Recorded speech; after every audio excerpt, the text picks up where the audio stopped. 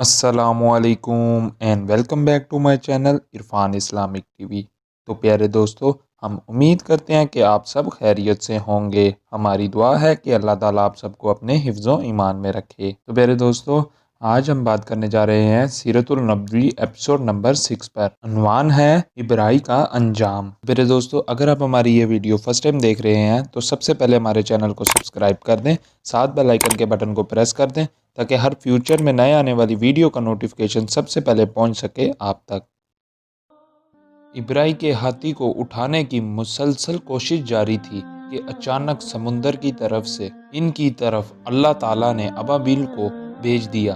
وہ ٹڈیوں کے جھنڈ کی طرح آئے۔ دوسری طرف عبد المطلب مکہ میں داخل ہوئے، حرم میں پہنچے اور کعبے کے دروازے کی زنجیر پکڑ کر ابرہہ اور اس کے لشکر کے خلاف فتح کی دعا مانگی۔ ان کی دعا کے الفاظ یہ تھے: اے اللہ، یہ بندے اپنے قافلے اور اپنی جماعت کی حفاظت کر رہے ہیں، تو اپنے گھر یعنی بیت اللہ کی حفاظت فرما۔ ابرہہ کا لشکر فتح نہ حاصل کر سکے۔ ان کی طاقت تیری طاقت کے آگے کچھ بھی نہیں۔ آج صلیبی کامیاب نہ ہو۔ صلیبی کا لفظ اس لیے بولا کہ ابرہہ عیسائی تھا اور صلیبی کو عیسائی اپنے نشان کے طور پر ساتھ لے کر چلتے ہیں۔ اب انہوں نے اپنی قوم کو ساتھ لیا اور پہاڑ پر چڑھ گئے، کیونکہ ان کا خیال تھا وہ ابرہہ کے مقابلہ نہیں کر سکتے۔ اور پھر اللہ تعالیٰ نے پرندوں کے جھنڈ بھیج دیے۔ یہ پرندے چڑیا سے قدری بڑے تھے۔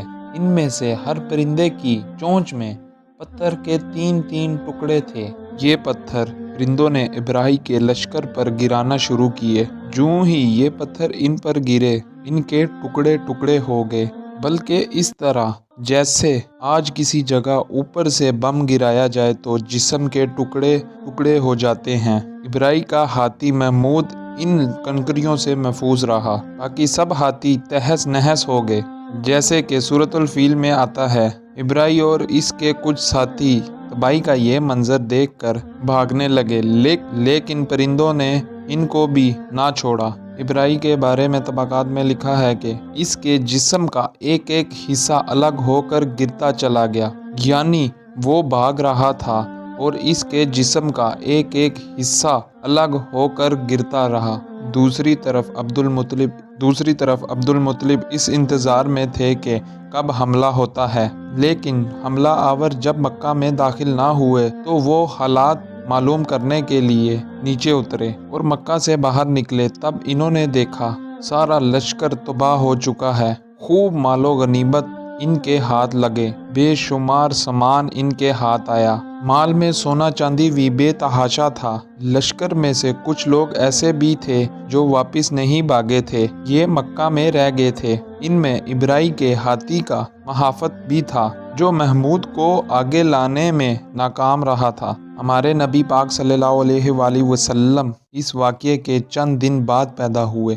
آپ جس مکان میں پیدا ہوئے وہ صفا پہاڑ کے قریب تھا۔ حضرت کعب رضی اللہ تعالیٰ عنہ روایت کرتے ہیں کہ میں نے تورات میں پڑھا تھا کہ رسول اللہ صلی اللہ علیہ وآلہ وسلم کی پیدائش مکہ میں ہوگی۔ یہ کعب پہلے یہودی تھے، اس لیے تورات پڑھا کرتے تھے۔ دنیا میں آتے ہی حضور کریم صلی اللہ علیہ وسلم روئے۔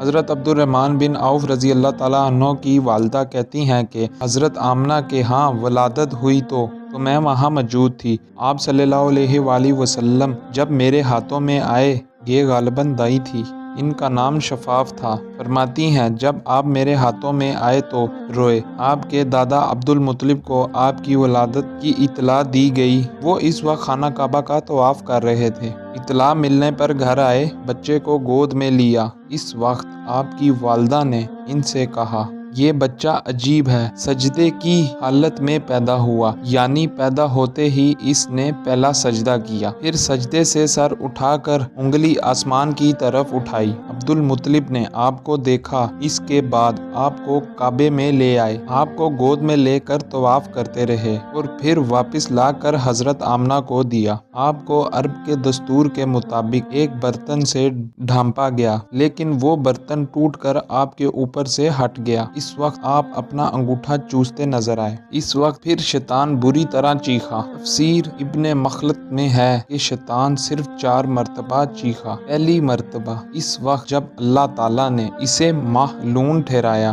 دوسری بار اس وقت جب اسے زمین پر اتارا گیا، تیسری بار اس وقت جب حضور پاک صلی اللہ علیہ وسلم پیدا ہوئے، اور چوتھی مرتبہ اس وقت جب حضور پاک صلی اللہ علیہ وآلہ وسلم پر سورہ فاتحہ نازل ہوئی۔ اس موقع پر حضرت عرفان بن ثابت رضی اللہ تعالیٰ عنہ کہتے ہیں، میں 8 سال کا تھا، جو کچھ دیکھا اور سنا تھا اس کو سمجھتا تھا۔ ایک دن میں نے مدینہ منورہ میں ایک یہودی کو دیکھا، وہ ایک اونچے ٹیلے پر چڑھ کر چلا رہا تھا۔ لوگ اس یہودی کے گرد جمع ہو گئے اور بولے، کیا بات ہے، کیوں چلا رہے ہو؟ یہودی نے جواب دیا، احمد کا ستارہ طلوع ہو گیا ہے اور وہ آج رات پیدا ہو گیا ہے۔ حضرت عرفان رضی اللہ تعالیٰ عنہ نے 60 سال کی عمر میں اسلام قبول کیا تھا۔ 120 سال کی عمر میں انہوں نے وفات پائی، گویا ایمان کی حالت میں 60 سال زندہ رہے۔ بہت اچھے شاعر تھے۔ نبی کریم صلی اللہ علیہ وآلہ وسلم کی اپنے اشعار میں تعریف کیا کرتے تھے اور دشمنوں کی برائی اشعار میں بیان کیا کرتے تھے۔ غزوات کے مقام پر اشعار کے ذریعے مسلمانوں کو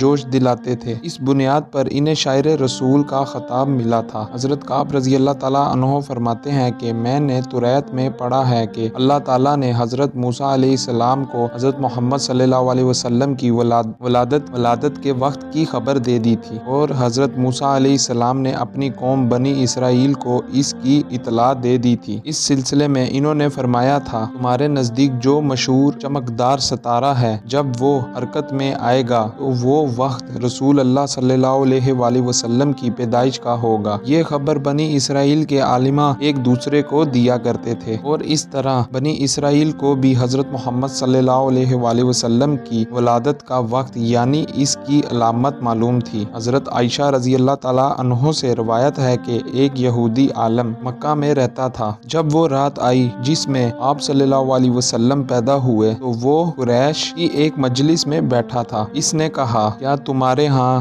آج کوئی بچہ پیدا ہوا ہے؟ لوگوں نے کہا، ہمیں تو معلوم نہیں۔ اس پر اس یہودی نے کہا، میں جو کچھ کہتا ہوں اسے اچھی طرح سن لو۔ آج اس امت کا آخری نبی پیدا ہو گیا ہے، اور قریش کے لوگ وہ تم میں سے ہے، یعنی وہ قریشی ہے۔ اس کے کندھے کے پاس ایک علامت ہے، یعنی مہر نبوت ہے۔ اس میں بہت زیادہ بال ہیں، یعنی گھنے بال ہیں، اور یہ نبوت کا نشان ہے اور نبوت کی دلیل ہے۔ اس بچے کی ایک علامت یہ بھی ہے کہ وہ 2 راتوں تک دودھ نہیں پیے گا۔ ان باتوں کا ذکر اس کی نبوت کی علامت کے طور پر پرانی کتابوں میں موجود ہے۔ عالم ابن حجر نے لکھا ہے کہ یہ بات درست ہے، آپ نے 2 دن تک دودھ نہیں پیا تھا۔ یہودی عالم نے جب یہ باتیں بتائیں تو لوگ وہاں سے اٹھ گئے۔ انہیں یہودی کی باتیں سن کر بہت حیرت ہوئی تھی۔ جب وہ لوگ اپنے گھروں میں پہنچے تو انہوں نے اپنے گھر کے افراد کو بتایا۔ عورتوں کو چونکہ حضرت آمنہ کے ہاں بیٹا پیدا ہونے کی خبر مل چکی تھی، اس لیے انہوں نے اپنے مردوں کو بتایا، ذرا چل کر مجھے بھی وہ بچہ دکھاؤ۔ لوگ اسے ساتھ لیے حضرت آمنہ کے گھر کے باہر آئے، ان سے بچہ دیکھنے کی درخواست کی۔